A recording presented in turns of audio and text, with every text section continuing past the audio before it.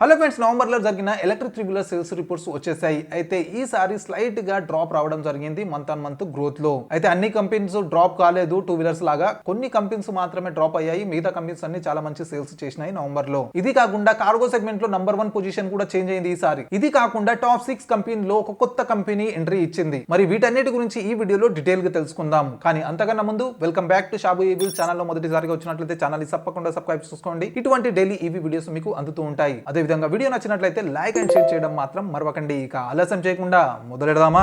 అయితే ఫ్రెండ్స్, ముందుగా మనము మంత్ లో జరిగిన total electric three wheeler sales గురించి చూసుకుందాము. నవంబర్ నెలలో 63,415 యూనిట్లు అమ్ముడుపోయాయి మరియు అక్టోబర్ నెలలో 67,182 యూనిట్లు అమ్ముడుపోయిండే. ఇక డిఫరెన్స్ చూసుకున్నట్లయితే 3,767 యూనిట్లు తక్కువగా అమ్ముడుపోయాయి ఈసారి. ఈ డిఫరెన్స్ పరంగా మంత్ ఆన్ మంత్ గ్రోత్ లో 5% డ్రాప్ రావడం జరిగింది. మరి దీనికి కారణం చాలానే ఉన్నాయి. ఎందుకంటే గత 2 నెలలుగా ఫెస్టివల్ సీజన్ ఉండే కాబట్టి కంపెనీస్ డిస్కౌంట్ కూడా అందించడం జరిగింది. దానితో పాటు చాలా మంది పండుగలకు కొత్త ఎలక్ట్రిక్ ఆటో రిక్షాలకు షిఫ్ట్ అయ్యారు కాబట్టి సేల్స్ పెరిగిండే. అయితే నవంబర్ కి వచ్చేసరికి ఫెస్టివల్ లేదు, ఏం లేదు, నార్మల్ గా నడుస్తుంది కాబట్టి అన్ని సేల్స్ డ్రాప్ అయినాయి. అయితే ఈ డిసెంబర్ లో మేబీ మళ్ళీ పెరగవచ్చు. ఎందుకంటే ఇప్పుడు డిసెంబర్ క్రిస్మస్ వస్తుంది కాబట్టి కంపెనీస్ ఏదో ఒక డిస్కౌంట్ ఇవ్వడం జరుగుతుంది కాబట్టి మళ్ళీ రీగెయిన్ కావచ్చు సేల్స్. అయితే నవంబర్ లో జరిగిన total electric three wheeler sales ని మనం కేటగిరీ వైజ్ చూసినట్లయితే, ముందుగా మనం ఎలక్ట్రిక్ ఈ రిక్షా కేటగిరీలో చూసుకున్నట్లయితే, ప్యాసింజర్ ఎలక్ట్రిక్ ఈ రిక్షాలో చూసుకున్నట్లయితే 40,386 యూనిట్లు అమ్ముడుపోయాయి. మరియు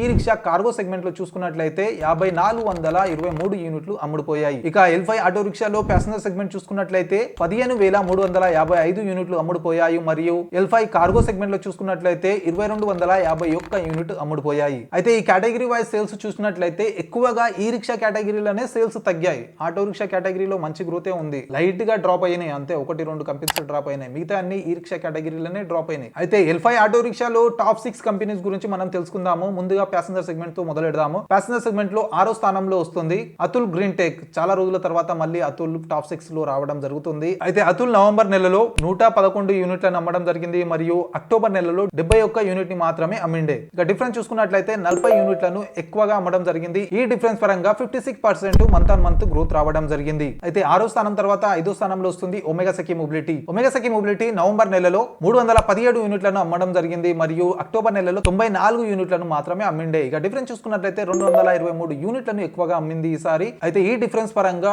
237% మంత్ ఆన్ మంత్ గ్రోత్ లభించింది. చాలా ఎక్కువ గ్రోత్ అని చెప్పవచ్చు. మేబీ ఈ కంపెనీ మొదటిసారి ఇంత గ్రోత్ చూసింది అనుకుంటా నేను. చాలా మంచి గ్రోత్ లభిస్తుంది ప్యాసింజర్ సెగ్మెంట్ లో ఒమేగా సఖీ మొబిలిటీకి. ఇక దీని తర్వాత 4వ స్థానంలో వస్తుంది టిఐ క్లీన్ మొబిలిటీ, అదే మంత్రా. మంత్రా నవంబర్ నెలలో వచ్చేసి 704 యూనిట్లను అమ్మింది మరియు అక్టోబర్ నెలలో 635 యూనిట్లను అమ్మిండే. ఇక డిఫరెన్స్ చూసుకున్నట్లయితే 69 యూనిట్లను ఎక్కువగా అమ్మడం జరిగింది. ఈ డిఫరెన్స్ పరంగా 10% మంత్ ఆన్ మంత్ గ్రోత్ లభించింది. స్లైట్ గా గ్రోత్ లభించింది. దీని లెక్కలో చూసుకున్నట్లయితే మంచి గ్రోత్ రావాలి, కానీ ఈసారి కొంచెం తక్కువ గ్రోత్ లభించింది, కానీ సస్టైన్ ఉంది అండ్ మైనస్ లో మాత్రం పోవట్లేదు. ఇక దీని తర్వాత 3వ స్థానంలో రెగ్యులర్ గా పియాజోను వస్తుంది. అంటే 3వ స్థానం పియాజోకి అంకితం. అయితే పియాజో నవంబర్ నెలలో వచ్చేసి 2,273 యూనిట్లను అమ్మడం జరిగింది మరియు అక్టోబర్ నెలలో 1,788 యూనిట్లను అమ్మిండే. ఇక డిఫరెన్స్ చూసుకున్నట్లయితే 485 యూనిట్లను ఎక్కువగా అమ్మింది ఈసారి. అయితే ఈ డిఫరెన్స్ పరంగా 27% మంత్ ఆన్ మంత్ గ్రోత్ లభించడం జరిగింది పియాజోకి నవంబర్ నెలలో. ఇక దీని తర్వాత నంబర్ 1, నంబర్ 2 పోటాపోటీగా ఉన్నాయి. అయితే నంబర్ 2 పొజిషన్ లో ఇప్పుడు ప్రస్తుతం మాత్రము బజాజ్ ఆటో ఉంది. బజాజ్ ఆటో నవంబర్ నెలలో 5,446 యూనిట్లను అమ్మడం జరిగింది మరియు అక్టోబర్ నెలలో 5,725 యూనిట్లను అమ్మిండే. ఇక డిఫరెన్స్ చూసుకున్నట్లయితే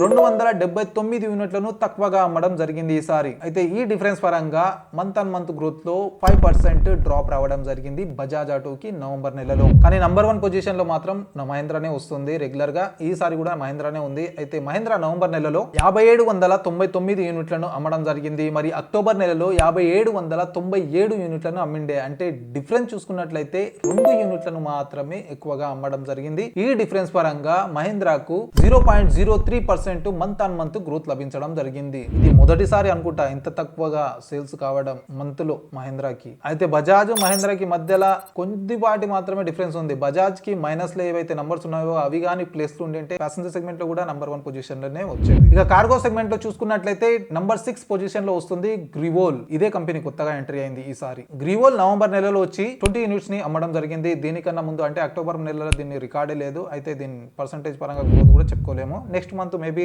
దీనికన్నా ఎక్కువగా అమ్మితే అప్పుడు దీని గ్రోత్ ని క్యాలిక్యులేట్ చేద్దాం. అయితే దీని తర్వాత 5th నంబర్ పైన వస్తుంది ఒమేగా సఖి మొబిలిటీ. ఒమేగా సఖి మొబిలిటీ నవంబర్ నెలలో 162 యూనిట్లను అమ్మడం జరిగింది. మరి అక్టోబర్ నెలలో 361 యూనిట్లు అమ్మిండే. ఇక డిఫరెన్స్ చూసుకున్నట్లయితే 199 యూనిట్లను తక్కువగా అమ్మడం జరిగింది ఈసారి. ఈ డిఫరెన్స్ పరంగా మంత్ ఆన్ మంత్ గ్రోత్ లో 55% డ్రాప్ రావడం జరిగింది ఒమేగా సఖి మొబిలిటీకి. ఒమేగా సఖి మొబిలిటీ ప్యాసింజర్ సెగ్మెంట్ లో మంచి సేల్ చేస్తే కార్గో సెగ్మెంట్ లో కొంచెం డ్రాప్ అవుతుందే ఉంది. మరి కార్గో సెగ్మెంట్ లో ఎప్పుడు పాజిటివ్ లో వస్తుందో ఏందో. ఇక 5వ స్థానం తర్వాత 4వ స్థానంలో వస్తుంది పియాజో.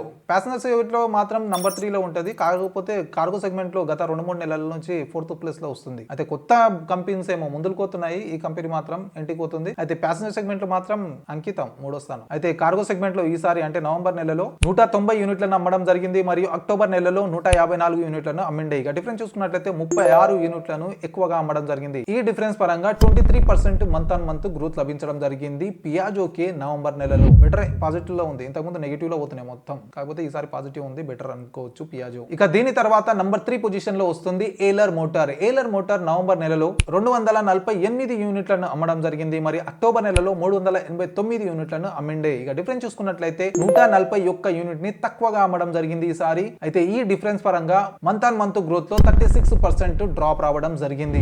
ఇంతకుముందు చాలా స్పీడ్ గా పాజిటివ్ వైపు పోతుండే, మళ్ళీ డ్రాప్ అయింది సడన్ గా ఎందుకు. ఇక దీని తర్వాత నంబర్ 2 పొజిషన్ లో వస్తుంది మహేంద్రా. రైట్ ఫ్రెండ్స్, ఈసారి మహేంద్రా సెకండ్ నంబర్ వచ్చింది కార్గో సెగ్మెంట్ లో. ప్రతిసారి నంబర్ 1 పొజిషన్ లో ఉంటుండే. అయితే ఇది second time. First time September లో ఉండే నంబర్ 2 పొజిషన్ లో, అక్టోబర్ లో మళ్ళీ నంబర్ 1 పొజిషన్ వచ్చింది. మళ్ళీ ఇప్పుడు సెకండ్ పొజిషన్ కి వచ్చింది మహేంద్రా. అయితే మహేంద్రా నవంబర్ నెలలో 521 యూనిట్లను అమ్మడం జరిగింది. మరియు అక్టోబర్ నెలలో 730 యూనిట్లను అమ్మిండే. ఇక డిఫరెన్స్ చూసుకున్నట్లయితే 209 యూనిట్లను తక్కువగా అమ్మడం జరిగింది. ఈ డిఫరెన్స్ పరంగా మంత్ ఆన్ మంత్ గ్రోత్ లో 28% డ్రాప్ రావడం జరిగింది. మైనస్ లో పోయినందుకు ఈసారి సెకండ్ పొజిషన్ లో వచ్చింది. మేబీ పాజిటివ్ ఉంటే నంబర్ 1 పొజిషన్ లోనే ఉంటుండేనేమో. అయితే నంబర్ 1 పొజిషన్ లో ఎవరు ఉన్నారు? నంబర్ 1 పొజిషన్ లో వాళ్ళే ఉన్నారు, బజాజ్ వాళ్ళు. బజాజ్ నవంబర్ నెలలో 682 యూనిట్లను అమ్మడం జరిగింది. మరి అక్టోబర్ నెలలో 587 యూనిట్లను అమ్మిండే. ఇక డిఫరెన్స్ చూసుకున్నట్లయితే 95 యూనిట్లను ఎక్కువగా అమ్మడం జరిగింది. ఈ డిఫరెన్స్ పరంగా 16% మంత్ ఆన్ మంత్ గ్రోత్ లభించడం జరిగింది బజాజ్ కి కార్గో సెగ్మెంట్ లో నవంబర్ నెలలో.